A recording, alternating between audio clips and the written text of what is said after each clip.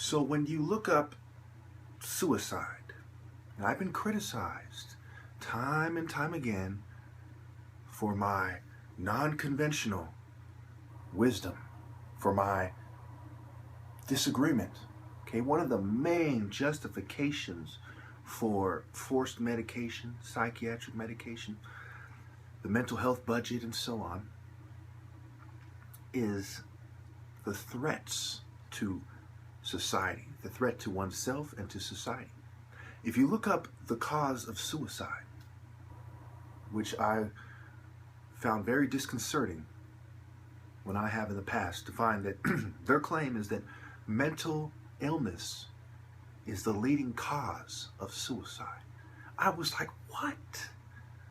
What? I'm sure that maybe 1 in 100 people perhaps kill themselves because they're batshit crazy. I'm sure. But the leading cause? Yeah, you people are some falsifying, fabricating bitches, you know? So anyway, I'm looking at the news, and it's weird the way RT is usually the one that points these things out, and I rarely find things that prove my case on CNN and ABC and all these things. And I'm like, let me just play this clip, and I want you to think about why I bring it up when I'm talking about the leading cause of suicide. The Canadian region of Alberta, which produces almost half of Canada's oil, has been severely struck by plummeting oil prices. In 2013, Alberta provided almost every new job in the country. But as oil prices dropped almost 60% in the last 2 years, 40,000 people were fired from the industry. A further 185,000 are expected to lose their jobs by spring of next year. That's according to petroleum labour market information. The unemployment figures are being linked by experts to a rocketing suicide rate that's up 30% in the province. Jesse Siebel, one of the many to lose their jobs, says people just can't handle the stress. People just can't handle the stress. Well, the person's name was Jesse something or something. Well said. Well said. Now, was it mental illness? Was it some sort of a group psychosis? Group delusions that they were suffering? Were they all magically bipolar? What was it? Perhaps it was post-traumatic stress disorder. Or perhaps we take away the post-traumatic and the disorder, and it was just stress. Stress. And this is what we refer to as environmental factors. The things that psychiatrists rarely say, the things that mental health professionals rarely say, the phrase they rarely say, environmental factors. They hate that phrase. They can't stand that phrase. They say, no, our country is great, thank you very much. They give us such a lovely budget, we love them.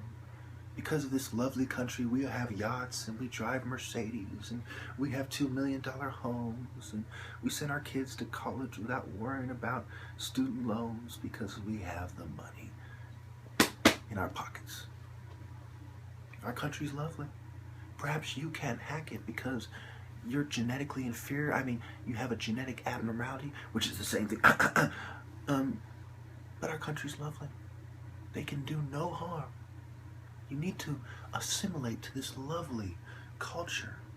You need to do what is exactly Babylonian normative. Babylonian normal. You need to assimilate to what is socially normative in a Babylon system. And if you cannot, you must be mentally ill. And let's not forget, you know what they'll say? These people love doing things like this. This is what they'll say. Well, that is just one region in the world. That doesn't prove anything. I kid you not. They will run to that argument. Well, that's just one region. What does that prove? What does that and imagine how frustrated I am knowing that I have to explain why their argument doesn't hold any weight.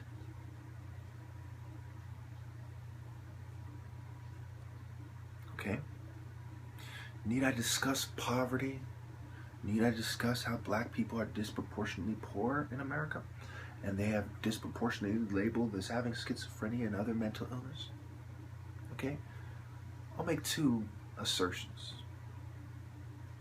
One is that the environmental factors are the leading cause of suicide in the world.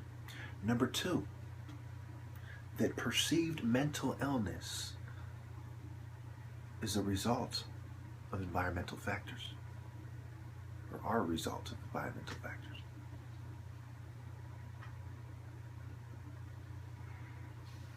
Yes.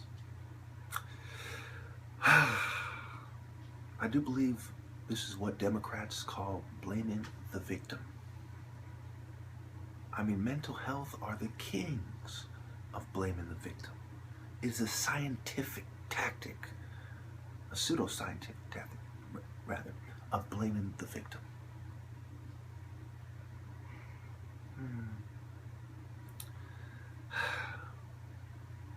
I would go as far as to say, I would venture to say, that the leading cause of death, more specifically,